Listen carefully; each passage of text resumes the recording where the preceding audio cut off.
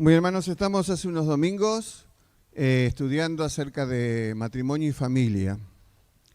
¿Hay alguien que me va a ayudar para leer? No sé dónde está, si está Franco. Muy bien, gracias.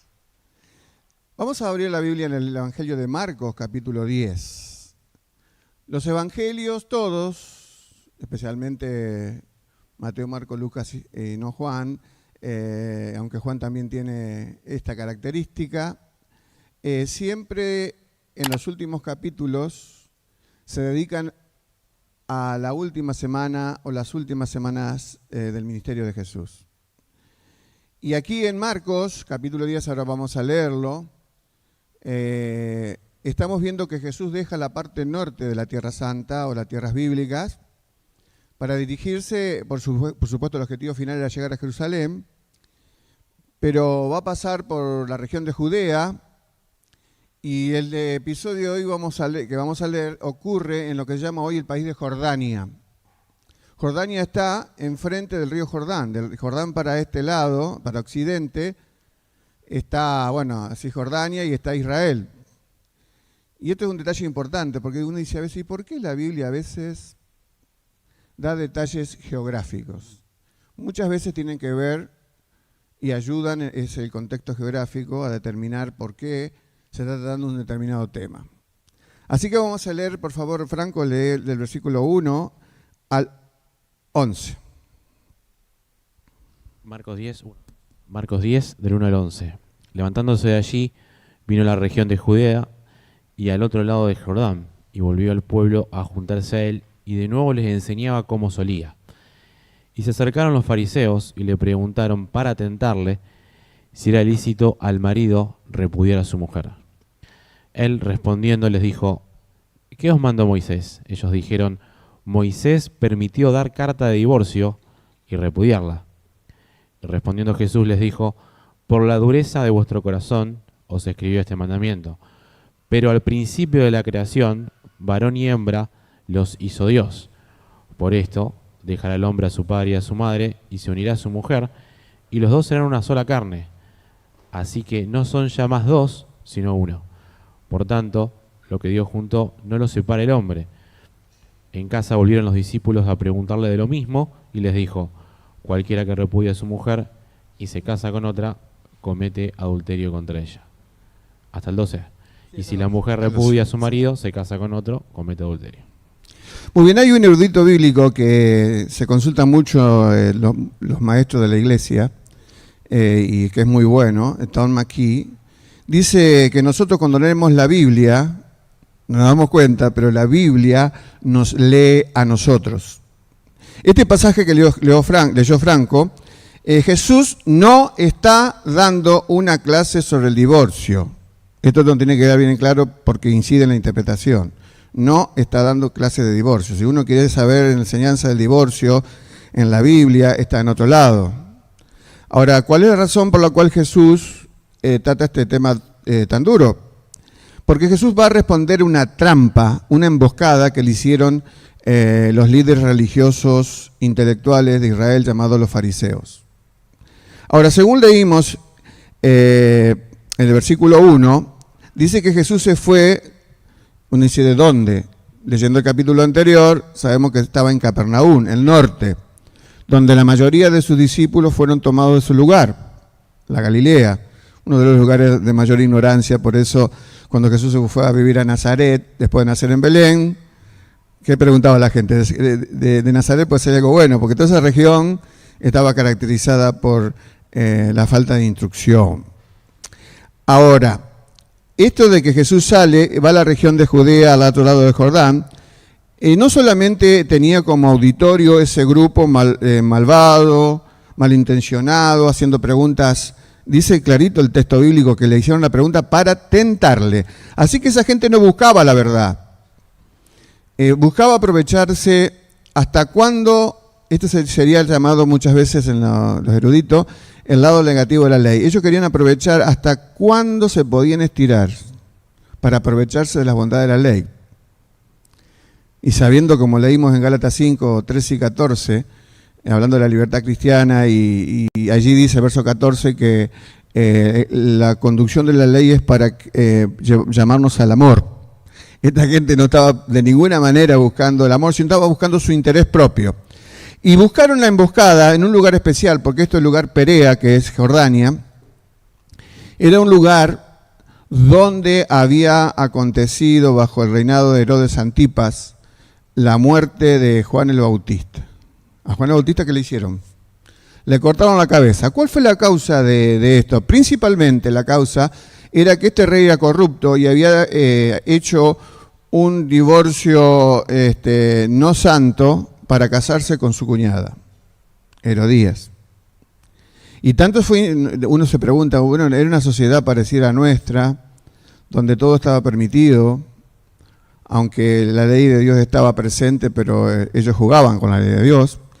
Y había permitido entonces Dios que este corrupto se aprovechara de un predicador como Juan, que es uno de los más grandes del Nuevo Testamento antes de Jesús, y le cortara la cabeza. Entonces estos perversos imaginaban ponerle esa trampa a Jesús, que se hiciera un escándalo sobre el divorcio y que Herodes Antipas, que había sufrido ya por el antecesor de Jesús, Juan el Bautista, hubiera sido una trampa mortal y Jesús fuera llevado anticipadamente a la muerte.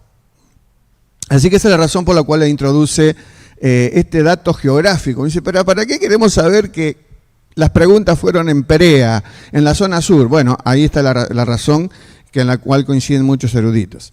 Ahora, hay una opinión, mientras yo estudiaba este tema, que por supuesto cuando se trata este tema de la fidelidad matrimonial y el tema que va a salir, que se introdujo malvadamente sobre el divorcio, es un tema muy sensible y trae una carga adicional al pastor o quien lo predique y también a aquellos que escuchan. Para que todos tengan tranquilidad, yo al preparar esto no tuve en cuenta a ninguna persona en especial, solamente a todos, incluyéndome a mí en primer lugar. Ahora, los fariseos preguntan, ellos quieren saber y hablar del divorcio, pero por la lectura, vamos a desmenuzarlo de a poquito, Jesús estaba interesado en hablar acerca del matrimonio, acerca de esto. Vamos a leer un comentario en la pantalla, si sale en la opinión que tiene John MacArthur, un conocido predicador y comentarista bíblico, muy sabio en su edad mayor, pero es muy bueno lo que dice. El divorcio ha perdido todo su estigma negativo, dice MacArthur, y se ha convertido en una opción ampliamente aceptada y popular en la sociedad.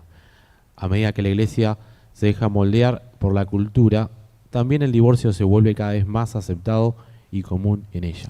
Viene muy bien este comentario respecto a Marcos 10 del 1 al 11 o al 12, porque ahí vamos a ver que la pregunta malvada que le hicieron los enemigos del Señor estaba muy influenciado por la cultura. Es lo que nos pasa a nosotros hoy. Muchas veces hemos hablado hace 2 domingos acerca de la formación del hogar y muchos jóvenes, creyendo hacer lo correcto, saltean el pedido de Dios de que cada cristiano debe buscar el corazón de otro cristiano para formalizar su hogar. Y ellos estaban influidos, fíjense de qué tiempo. Cuando ellos estuvieron en Egipto, una de las cosas que permearon su mentalidad era que Egipto tenía un concepto muy liviano del matrimonio. Y entonces se divorciaban por cualquier cosa. Entonces eso mismo fue trasladado en la historia hebrea. Uno dice, pero Egipto era en la época de Moisés, 1400 años antes de Jesús. Cuando tuvieron su segundo cautiverio por causa de su idolatría y por no seguir al Señor, cuando ellos vuelven, eso está en los libros de Esdras y Nehemías. Ustedes pueden leerlo, hay un capítulo entero donde tanto Nehemías como Esdras era sacerdote, pero Nehemías era un gobernante civil porque él era el ayudante de un rey pagano. Cuando vuelve, se dio cuenta que el pueblo estaba confundido hasta en su idioma, se hablaba el idioma extranjero. Y habla de que hasta tomaban de los pelos a la gente para que dejaran las mujeres paganas. Uno dice, pero qué cosa extraña y extrema. Imagínense que si eso hubiera seguido así, el hogar de María y José hubiera sido un hogar permeado por la idolatría, porque eso fue constantemente pasado a otras generaciones. Así que vemos primero en Marcos capítulo 10, verso 2, y si se acercaron algunos fariseos para poner la prueba y le preguntaban si era lícito a un hombre divorciarse de su mujer. Esto ya estaba explicitado por Jesús mucho antes en el Evangelio de Mateo. Nosotros leímos en Marcos 10, pero este pasaje tiene un paralelo que es Mateo 19. Y en Mateo 5, en el Sermón del Monte, Jesús tocó este mismo tema y aclaró muy bien que él habló allí de la extensión, mejor dicho, de la idea cabal del mandamiento de no codiciar la mujer ajena, porque ellos creían que el adulterio, la generación de los contemporáneos de Jesús, que el adulterio era simplemente o solamente el hecho físico de acostarse con alguien que no era su esposa o su esposo. Sin embargo, allí el Señor aclaró que era mucho más amplio el alcance y que aquel que codiciaba, aquel que podía cometer también el pecado adulterio en su propio corazón, que ahí nacen todos nuestros problemas.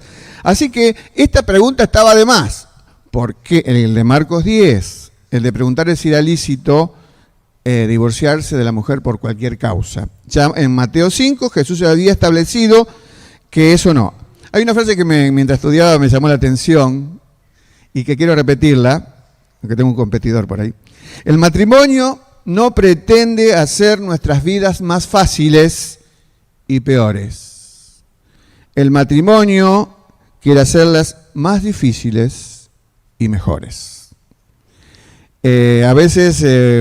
Muchas veces, al ver el mal funcionamiento de los matrimonios, mucha gente dice qué bueno que es la soltería. Y a veces eso es una idea equivocada, porque hay personas que Dios ha llamado a ser célibes y está muy bien. El gran erudito John Stott, que fue capellán de la reina de Inglaterra, ya murió la reina y murió John Stott, era un autor de libros muy conocido. Fue soltero toda su vida y fue soltero y feliz, porque ser soltero no es una maldición. Solamente aquellos que son convocados a ser parte del matrimonio pueden ir adelante con ese plan. Ahora, volviendo al tema de esta discusión banal que Jesús aprovechó, porque en ese momento no solamente tenía el microauditorio de los malvados, sino que tenía una gran multitud. Y entonces esa gente se iba a guiar mucho por lo que Jesús estableció. Y Jesús aprovechó para exaltar las bondades del matrimonio. Esta gente, los fariseos, no buscaban la voluntad de Dios.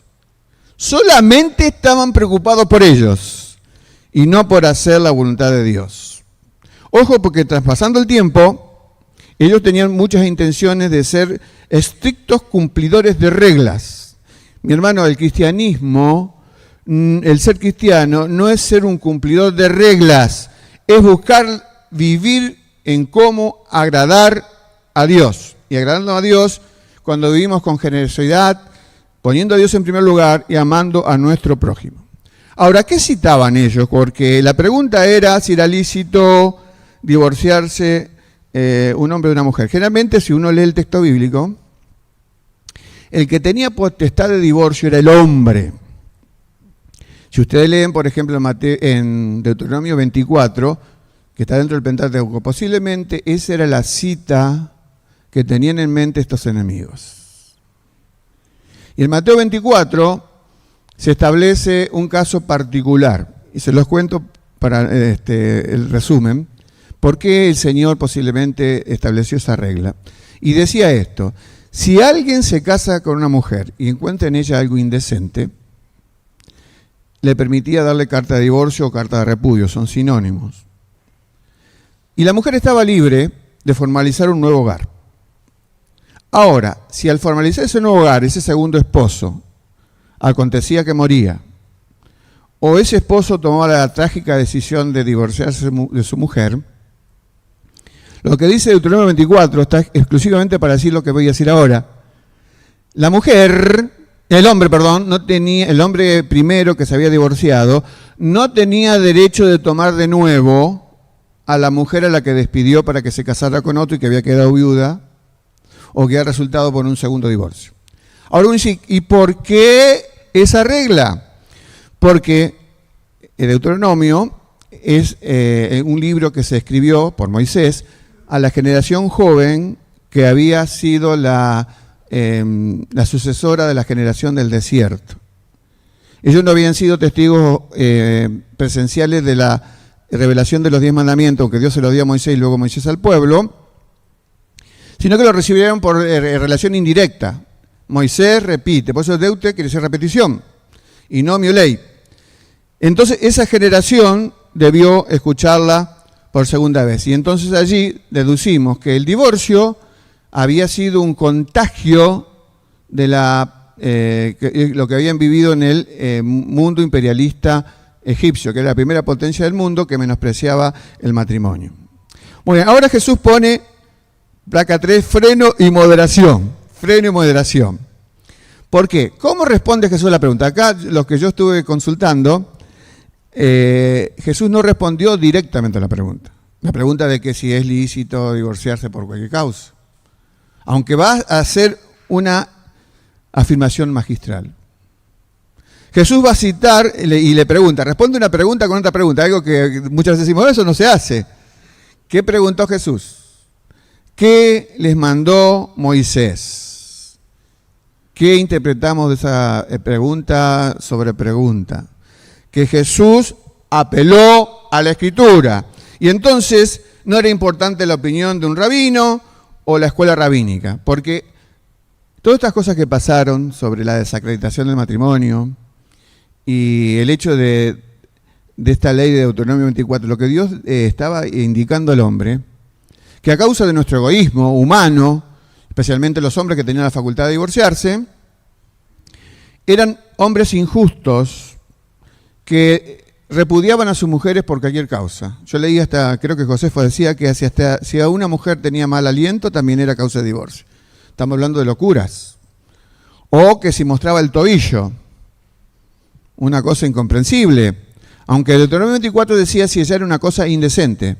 Pero siempre parte de lo que tiene Israel es la cultura rabínica, son tradiciones escritas. Entonces un rabino del siglo V se peleaba con uno del siglo VIII, que ya se había muerto.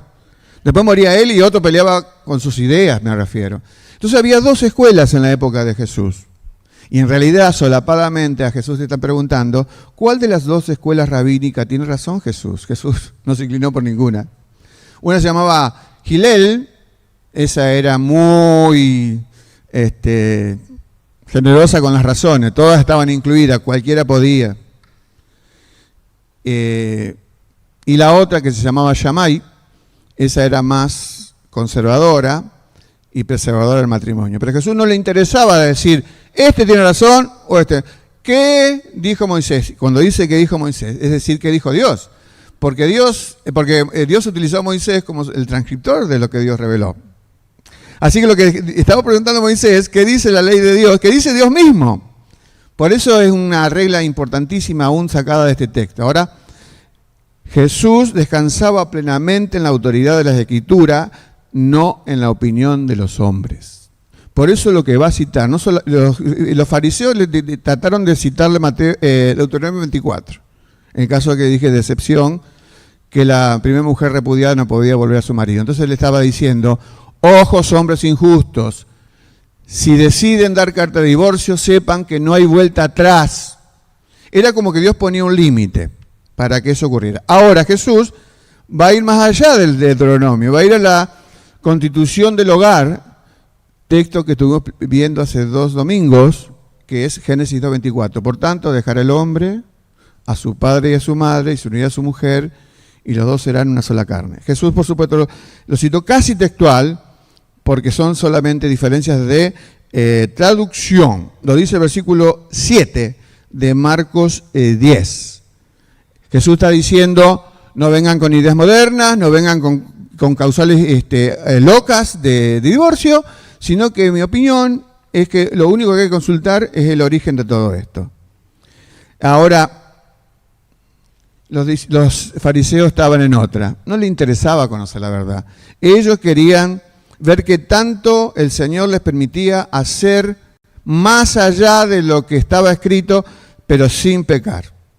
Pero Jesús estaba buscando la parte positiva de la ley, que era el amor a Dios y al prójimo. Vamos ahora entonces a Marcos 10, del 6 al 9, comentando estos versículos, esclarecimiento oportuno de Jesús. Después de que la primera pareja, que es el modelo matrimonial primero de todos, el prototipo, cayeron en el pecado, en el Edén, la armonía perfecta que seguramente reinó antes del pecado, esa armonía quedó hecha pedazos, hecha añicos.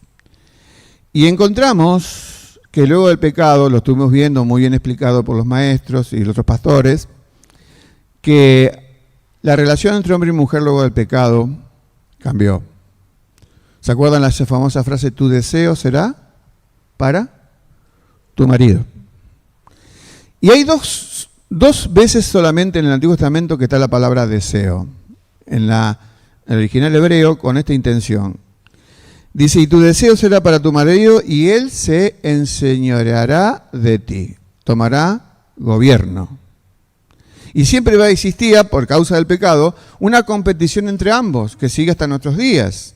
Eso es preanuncio de conflicto y de pelea permanente. Por eso Jesús va a decir que en el prototipo original de matrimonio, Dios no tenía en mente el divorcio, sino que eso aconteció por la dureza, la obstinación humana. La obstinación humana. Y luego la palabra deseo se repite inmediatamente en el capítulo 4 de Génesis, lo otro estaba en el 3, y se refiere cuando Jesús advierte a Caín, que estaba embroncado, lleno de odio hacia su hermano, y Dios le dice, ojo, si hicieres bien el pecado está a la puerta, con todo esto a ti será su deseo y tú te enseñorearás de él. Porque en ambos casos se le dijo a Eva y se le dijo a Caín, ambos preanunciaban conflicto. El conflicto de Caín y Abel terminó malamente con la muerte de Abel. Caín y Abel terminaron mal. ¿Qué está queriendo decir Jesús en este texto de Marcos 10? Marcos 10 es muy importante tener en cuenta, en el contexto un poquito más remoto, forma con Marcos 8, Marcos 9 y Marcos 10 un bloque que tuvo la intención Dios en primer lugar y luego la transmitió a Marcos, porque en esos textos Dios está hablando acerca de lo que es el desafío de ser un discípulo verdadero de Cristo. Y el texto tal vez más importante en estos tres versículos, estos tres capítulos, es cuando el Señor en en Marcos 8, creo que 34, habla el desafío del discipulado. Jesús habla de que quiera servirme, niéguese a sí mismo, tome su cruz y sígame. Y ese hecho que es el desafío al discipulado, imagínense cómo ponemos esa verdad enfrente de una discusión desde el punto de vista de los fariseos que era banal. Desde el punto de vista de Jesús era importante, porque él estableció de nuevo las bases reales del matrimonio. Y entonces, ¿cómo aplicamos a alguien que pujaba los fariseos para establecer lo que sus ideas culturales habían previsto y que habían infiltrado su corazón en primer lugar y luego su mente, cosa que ocurre hoy también, para que tengamos un concepto liviano de lo que es el compromiso matrimonial? Y así nos va. Así nos va. Lamentablemente, como dijo el comentario de John MacArthur, que estaba en el comentario de Marcos cuando lo consulté, estamos viviendo en un tiempo donde se toma muy a la ligera la formación del hogar y el divorcio. En realidad los fariseos, tristemente digo esto porque era su intención muy aviesa, estaban diciendo, ¿cómo podemos concluir matrimonio sin que cometamos algún pecado? No le interesaba mantenerlo en pie. Así que, ahora, la pregunta en la placa 5, la aplicación de esto, los últimos dos versículos de Marcos, el Antiguo Testamento reconoce el divorcio por razones de adulterio, únicamente. Repito. Reconoce el Antiguo Testamento el divorcio por razones de adulterio. Y fíjense que cuando adulteró David, y que establecía la ley antigua, la muerte, viene el profeta Natán, y el profeta Natán está jugándose su cabeza, porque había que contradecir a los reyes poderosos, si no costaba la vida, como pasó con Juan el Bautista y con otros.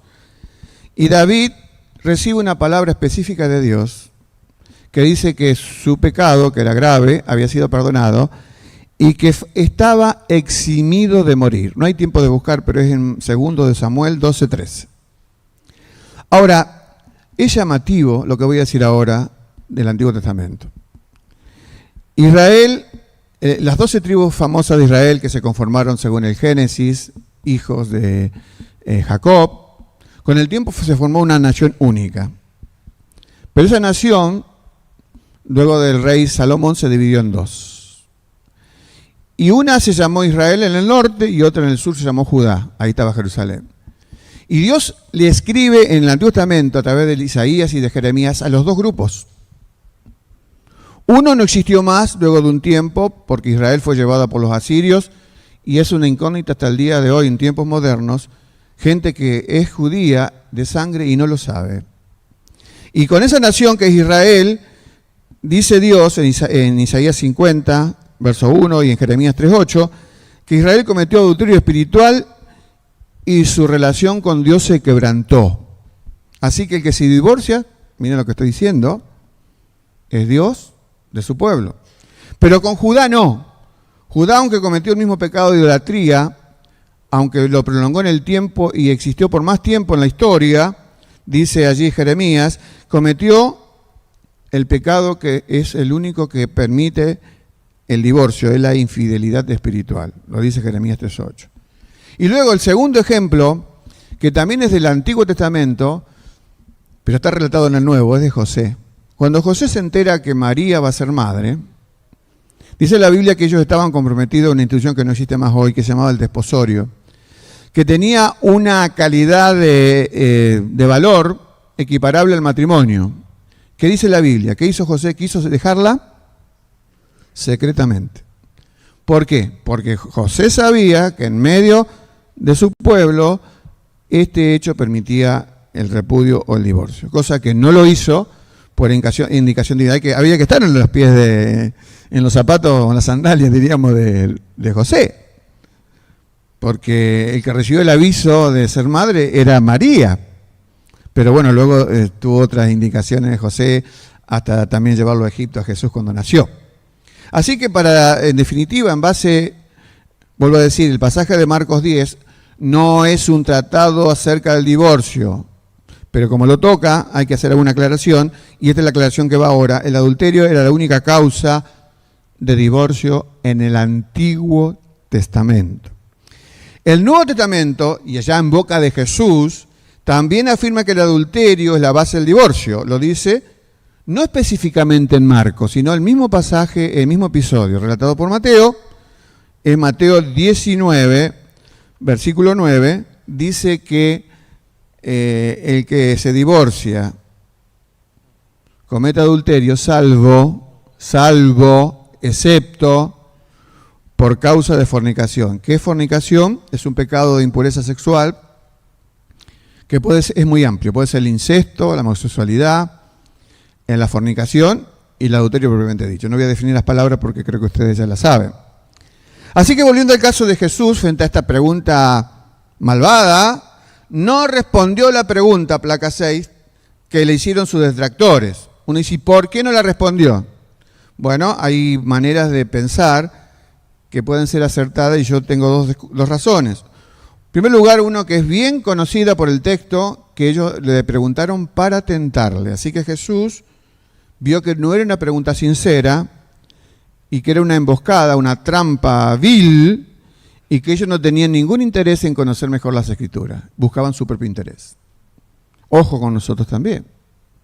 Debemos buscar en la Escritura la guía de Dios y la vida de Dios.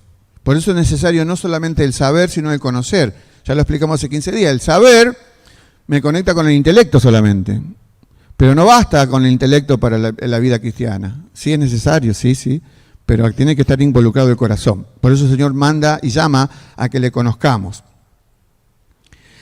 Así que entonces los fariseos no eran los únicos que estaban ese día allí. Entonces Jesús no solamente no respondió porque no eran los únicos que estaban escuchando, y utilizó el tiempo. La segunda razón por la cual no respondió es que quería Jesús afirmar las verdades del matrimonio. Le interesaba eso, no el quebranto del matrimonio. O sea que Jesús no es que respondió si existía alguna causa legítima para el divorcio, sino que les recordó que hay muchas razones para seguir casados. Y esa es la gente que estaba escuchando en gran multitud. Muy bien, ahora, este último tiempo, quisiera compartir algunos elementos, consejos que me voy a dar a mí mismo y voy a querer compartir con ustedes porque yo creo que es de parte de Dios. Vamos a ver estos últimos minutos.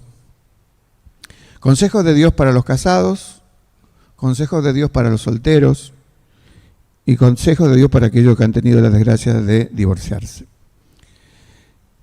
En la placa 9 vamos a ver que hay 6 palabras que empiezan con la letra D y que nos van a venir bien útiles a aquellos que tenemos pocos años casados. Yo tengo 48, acá hay alguien que me gana, tiene más.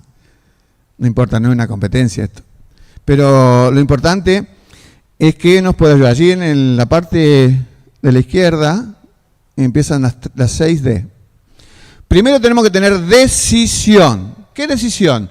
Tomar la decisión de vivir para Dios. Recuerden que jamás Dios nos va a forzar a obedecerle. Yo sigo a Dios desde que Él me llamó voluntariamente. No tengo ningún impulso atrás que me esté poniendo un revólver para que lo siga a Él. Dice Mateo 6:33, más buscar primeramente el reino de Dios y su justicia, y todas estas cosas que eran las que preocupaban al hombre, comida, bebida y el vestido, os serán añadidas. Y me hace acordar de la decisión lo que pasa al final del libro de Josué. Josué, pobre, tuvo que vivir un momento de la conquista, la victoria, ganar territorio, pero la generación que lo acompañaba era una generación apóstata, infiel a Dios. Entonces él tuvo que decir con todas las letras, está en el último capítulo, a esa gente, escogeos hoy a quien sirváis. Y él dice, pero yo y mi casa serviremos al Señor. No importa la manera que se manejen otros. Mi decisión es seguir voluntariamente al Señor y todo lo que engloba los valores del reino. No me voy a guiar por la cultura, que es el gran detractor de la fe cristiana y la mayor influencia que está teniendo la juventud cristiana para desviar sus convicciones. La cultura es lo que el hombre hace y está impregnada de pecado. Así que la primera D es decisión, la segunda D es dependencia. Es lo que dijimos recién cuando oramos. Cuando oramos estamos expresándole a Dios que dependemos de Él, porque le pedimos a Él, porque Él es el único que obra con sabiduría en favor de nosotros. Y recuerden también que esta dependencia nos permite vencer toda tentación. Y todos tenemos tentaciones. ¿O piensan que el pastor no tiene tentaciones? Si en privado puedo contarles muchas de mis tentaciones. Pero gracias a Dios que dice la Biblia que no ha sobrevivido ninguna tentación que no sea humana, pero fiel es Dios, que no nos dejará de ser tentados más de lo que podamos resistir y juntamente con la tentación dará la salida para que podamos resistir. Ahora también debemos sumar a la decisión, la dependencia, la devoción. Continuemos amando al Señor con todo nuestro corazón, con toda nuestra mente, con toda nuestra alma y con todas nuestras fuerzas. Esa es la manera que Jesús resumió la ley antigua. Y ama a tu cónyuge, como dice Efesios 5, cuando vos amas a tu mujer, o mujer cuando amas a tu marido, es como te amaras a ti mismo. Y gracias a Dios porque la Biblia emplea en el libro de Efesios la palabra misterio, porque ahí descubre algo muy importante de lo que el matrimonio es. Yo no me casé para ser feliz. Si vos te casaste para ser feliz, lo soy igual, no era la motivación correcta para... Nos casamos para amar a una persona con todas sus virtudes, con todos sus defectos, y hasta que Dios diga basta. Así que esta devoción, hay 2 partes en la Biblia solamente que se habla de que el marido tiene que amar a la mujer y la mujer al marido. Solamente 2 lugares. Uno es Efesios, donde dice, maridos, amad a vuestras mujeres. Dice más, ¿no? Bueno, no voy a esperar todo. Y en el libro de Tito, no, las mujeres no se salvan, Dice Tito, Pablo va a decir a Tito que a las mujeres ancianas de la iglesia son las responsables de enseñar a amar a las mujeres jóvenes a sus maridos. Así que mujeres mayores, este es el plan de Dios. A nosotros no nos da ayuda a los hombres mayores que ayudemos a amar a nuestras mujeres, pero a las mujeres sí. Ahora, tercera de desarrollo. El hecho de que te cases, de hablo a los hombres, Dios no está diciendo que tenés que dejar de ser romántico. Yo estoy en la edad mayor, hay varios que están en mi edad, ¿no? Y me esfuerzo por ser romántico. Esto para nada invalida mi compromiso matrimonial, al contrario, lo hace florecer. Así que, hermanos, coqueteen con su esposa. Y esposas, aunque sean mayores, no dejen de valorar la manera de proceder de los hombres. Ahora, hombres, nunca llames a ninguna otra mujer con los adjetivos calificativos con que llamás a tu esposa. No quiero poner a nadie en compromiso. Yo a mi mujer le digo mami y muñeca. No sé si está bien, está mal. Otros le dicen corazón mío, mi negrita, amorcito, mi gordita, mi flaquita, mi encanto, terroncito de azúcar. Está bueno eso. Cópienlo. Pero ojo, no digan ninguno de estos adjetivos que merecen tu esposa, se lo digas nunca a una mujer diferente a tu esposa. Yo por ahí se me escapa mi hija, pero mi hija no. Otra de, hermanos, disciplina. Proteja su compañía. Hay una frase que contó una vez un pastor hace muchos años, que estaba en el escritorio de un estudiante, que se aplicaría bien a esto que hablamos. Aquel que no quiere caer no debe caminar por lugares resbalosos. Si no querés que te agarre la cabeza al lobo así con los fauces, no pongas la cabeza al lado, porque va a ocurrir. Ahora, una pregunta. ¿Alguno de los que está aquí comería basura? No hay ninguna mano levantada, ¿verdad? No. Por supuesto que no.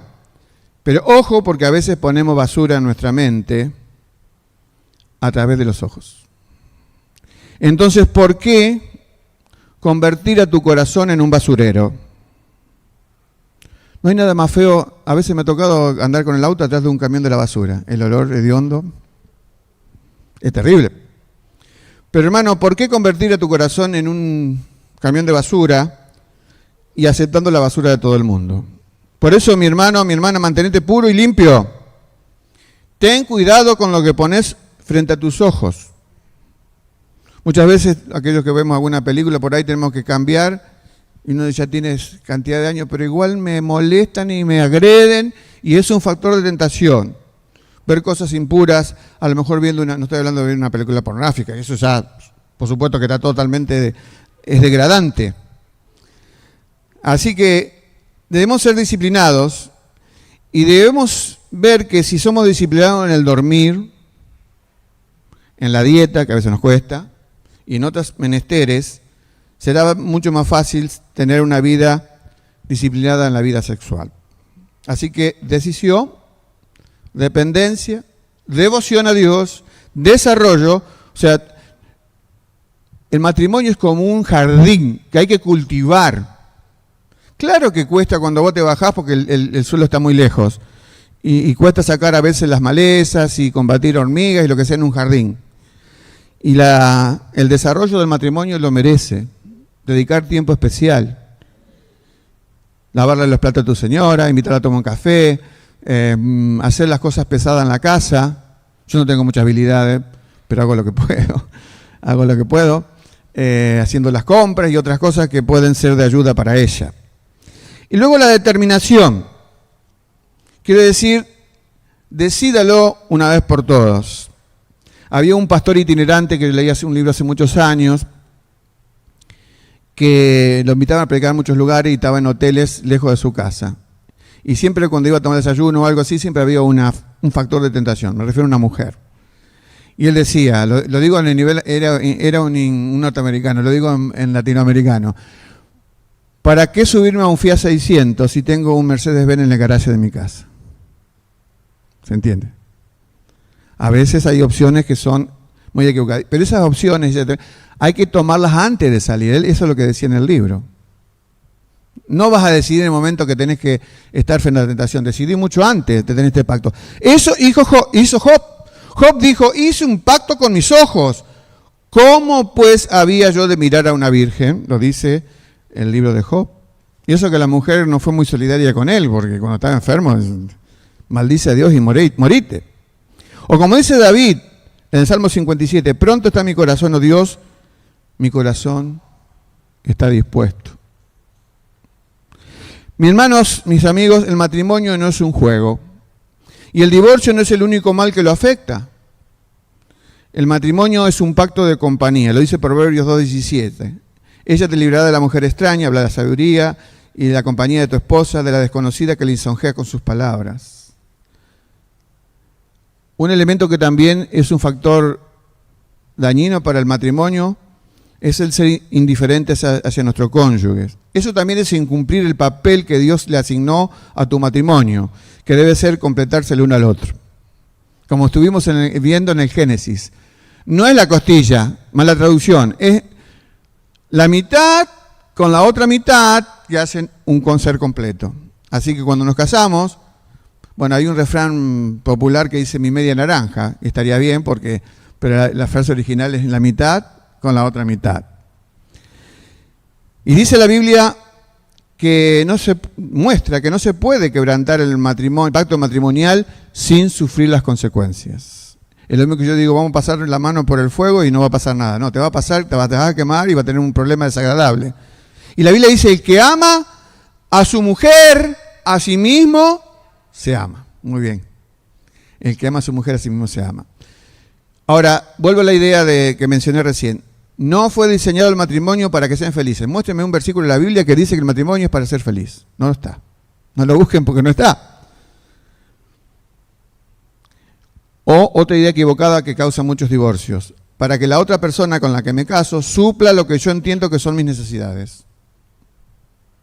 El gran propósito del matrimonio es que representemos ante el mundo el tipo de amor que Dios tiene por aquellos a quienes salvó. Eso se muestra en Efesios 5, donde habla que el marido es la imagen del esposo, el esposo es la imagen de Cristo. Y la esposa es lo más parecido a la iglesia. Y el esposo debe dar su vida, no se refiere a inmolarse, sino que diariamente por su esposa. Ahora vamos a los solteros. A veces cuando hay hermanos o hermanas que pasa el tiempo, parece que, como dice ese refrán, que se perdió el tren. No se perdió ningún tren, porque no había ningún tren que estaba esperando que pasaras. La soltería no es una maldición. Ahora, el matrimonio no es la unión de dos ángeles o dos personas perfectas. El matrimonio es la unión de dos pecadores. Y a veces vemos que, ustedes saben que el estado de enamoramiento es lo más parecido a un estado hipnótico. Ves lo bueno del otro. Después se te pasa ese estado de hipnosis y quedás bailando en las nubes. Por eso yo siempre repito algo chistoso para que le quede y lo logro, gracias a Dios. El secreto de un buen matrimonio es tener los ojos bien abiertos antes de casarte y medio cerrados después de casarte. Por supuesto, esto es un refrán que no es de la Biblia, pero podemos buscar el soporte bíblico. Así que no te cases con expectativas equivocadas. Soltero, ora a Dios que te provea un compañero y también ora que te prepare a vos para que tengas la capacidad de amar plenamente, más allá de los defectos y errores que todos tenemos. No busques nunca primariamente a una persona que te ame o que te haga sentir especial. Debe estar buscando en una persona a quien amar, como Cristo te amó a ti. Hace muchos años, en el año 86 creo que era, fuimos a un entrenamiento matrimonial, teníamos los hijos pequeños, los dos más grandes. Entonces, el maestro era muy, muy ducho. Entonces, no dijo ninguna palabra y lo primero que dijo, escriban en una hoja. La mayoría eran solteros, éramos 3 matrimonios. Todavía me acuerdo por esta frase. Y dice, escriban en un papel lo que ustedes esperan para cuando se casen. ¿O por qué quieren casarse? Bueno, escribieron a 2 manos. Lo que pasó es que después había que leerlo. Entonces la mayoría de las frases era así, todavía me acuerdo, ¿no? Quiero casarme para que alguien me ame, me cuide, me corteje, todo con el me delante. Y fue lo primero que desaprobó el maestro. Y dijo que había que invertir el me, sino que buscar a alguien a quien vos puedas amar, a quien vos puedas cuidar, a quien vos puedas proteger. Hay un puritano llamado Henry Smith que dijo, un hombre debe elegir primero a quién amar y luego, miren qué ingenioso, luego amar su elección. Repito, un hombre debe elegir primero a quién amar y luego amar su elección. Queridos solteros, guarda y resistamos las malas ideas del matrimonio. Muchas de ellas provienen de las películas de Hollywood. No son películas inspiradas. Muchas veces surgen del craso paganismo o del más exacerbado ateísmo e ideas alocadas de la vida matrimonial. El matrimonio no es un convenio social, ni es la búsqueda de mi felicidad personal. Y una de las principales razones por las cuales se rompen aún los matrimonios cristianos es porque van al matrimonio con una imagen y una idea equivocada de lo que es el mismo. Piensan en términos de convenio, conveniencia, y claro, cuando empiezan las incomodidades, yo aprendí a los grandes enojos en mi vida cuando me casé y cuando tuve hijos. Y creo que ustedes también. Por supuesto, mostró lo peor de mí, porque no es que el matrimonio crea problemas. Demuestran lo que ya tengo, que es diferente. Por eso Jesús, cuando le dieron estas ideas alocadas de la cultura de cambiar esposa como se cambiaba de mueble o de camisa o de sandalia, Jesús le dijo, tenemos que volver al origen. El matrimonio es unión o pacto, no algo de lo cual me deshago cuando se me vuelve incómodo. Jesús no nos está dando todos los detalles del matrimonio, está enseñándonos que el cónyuge no es un artículo para el cual tengo que deshacerme de él. Es, según la Biblia, hueso de mis huesos y carne de mi carne. Y el último que quisiera compartir es una palabra para los divorciados. Y a veces no hay cosa que cargue más, por lo menos mi corazón como pastor, cuando sé de algún posible divorcio o divorcio. Me duele muchísimo, me duele mucho. Si sos creyente, recordá que tu identidad primaria no es divorciado. Esa no es tu identidad. Tu identidad es ser cristiano, hijo de Dios. La sangre de Cristo perdonó todo pecado, aún el pecado del divorcio. Por eso Dios dice, el libro de Malaquías, Dios odia el divorcio. No dice odia a los divorciados, ojo, ¿eh?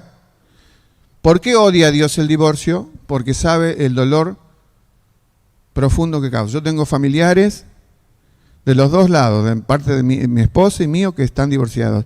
Y al ser viejo yo he sido testigo de los pasos previos y los pasos que siguieron. Fueron muy dolorosos. La Biblia no dice, escuche bien esto hermano, la Biblia no dice que un divorcio injustificado es un pecado imperdonable. Repito, la Biblia no dice que un divorcio injustificado sea un pecado imperdonable, ni que el divorciado sea de segunda categoría en el reino de Dios por ser divorciado. Son mentiras. Si te has arrepentido, hermano, de la situación del divorcio, Dios te ha perdonado como perdonó todos mis pecados. Me acuerdo de una frase que dice, a ver si me acuerdo bien, no discrimines a otro hermano porque peca diferente a vos. No discrimines a un hermano porque peca diferente a vos. Y aún el divorciado como el soltero, no solamente Dios es su padre, sino en este caso se transforma en tu marido, para la mujer, ¿no? En tu sostén. Si estás en Cristo, estás completo. Estás completo. Y hay perdón abundante. Y aún aquellos que se divorciaron, que no están en Cristo, Cristo vino a buscar y salvar lo que se había perdido. Mi hermano, la iglesia no está para dar golpes a los que se han divorciado, sino para hablarles del amplio perdón de Dios. A veces tienen que perdonar a su cónyuge. Y la restauración, debemos enarbolar esta idea, esta realidad, no idea de Cristo que hay en Cristo. Pero al mismo tiempo la iglesia de Cristo tiene que denunciar que el divorcio nace por la dureza del propio corazón humano que todos tenemos y no nace en el propósito. Eso es lo que quiso decir de Dios, Jesús a aquellos malos preguntadores con propósitos malvados.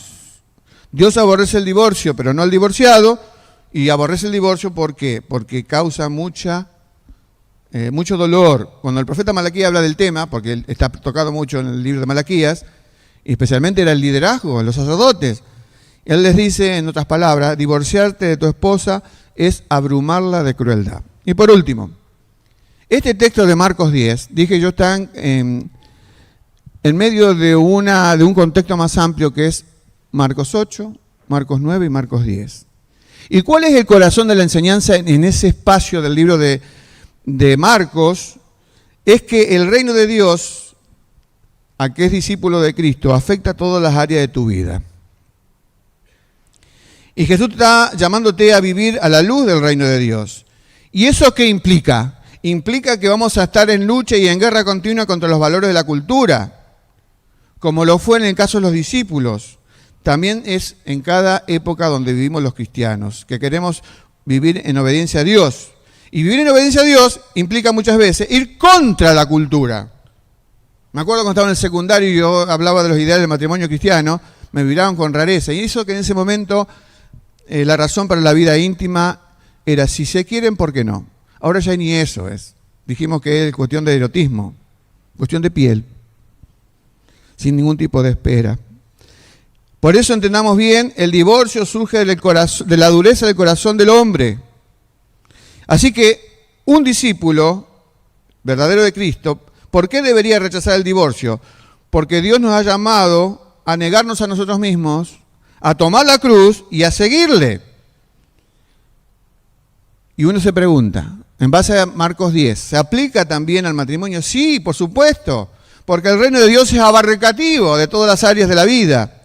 Y si yo digo soy un discípulo que sigo a Cristo, debo servir a los demás, poniendo primero el beneficio de los otros y no el mío. Por eso dirán las preguntas malvadas de los fariseos, porque ellos se ponían en el primer lugar. A ver, ¿hasta cuándo podemos ampliarnos con este asunto sin que lleguemos a pecar? Buscaban solamente el papel legal del matrimonio. Buscaban no la voluntad de Dios, buscaban su propio interés. Así, si soy un discípulo de Jesús, ¿saben cuál es el lugar donde más nos va a costar negarnos a nosotros mismos? ¿Cuál es? En nuestra casa, no en la iglesia. En nuestra casa y cuando nadie ve. Ni ven los hijos, ni ven los hermanos de la iglesia, ni ven los integrantes de la célula. Es cuando solamente está testigo Dios, mi esposo y yo. Ahí tengo que negarme a mí mismo, tomar la cruz y seguir. Por supuesto que lo mismo ocurre para mi esposa. Los dos. Y por eso el Señor quiere que en esta lucha de egos prevalezca su fortaleza. Por eso estoy juntamente crucificado con Cristo para poder llevar la cruz en victoria. Amén. Nos ponemos de pie, hermanos, y nos despedimos en oración. Que Dios bendiga su palabra en esta mañana. Señor nuestro Dios, gracias, porque eres un Dios generoso, bondadoso, lleno de misericordia frente a la locura que los hombres hacemos. Señor, vimos una entrevista accidentada de aquellos tus enemigos que quisieron descolocarte, planteándote cosas que ellos no estaban dispuestos a hacer. No buscaban tu voluntad, buscaban su interés. Y Señor, tú remitiste al plan original tuyo. Es hombre y mujer unidos en matrimonio y con tu bendición. Señor, ayúdanos a trabajar en pos de aquellos que necesitan tu auxilio, aquellos que han quebrado su matrimonio, aquellos que todavía esperan llegar al casamiento y aquellos que estamos casados, Señor, que tú nos des una fuerza especial para seguir con el mismo amor creciente hasta el final de nuestros días. Lo pedimos en el nombre bendito de Jesús. Amén. Dios les bendiga, mis hermanos.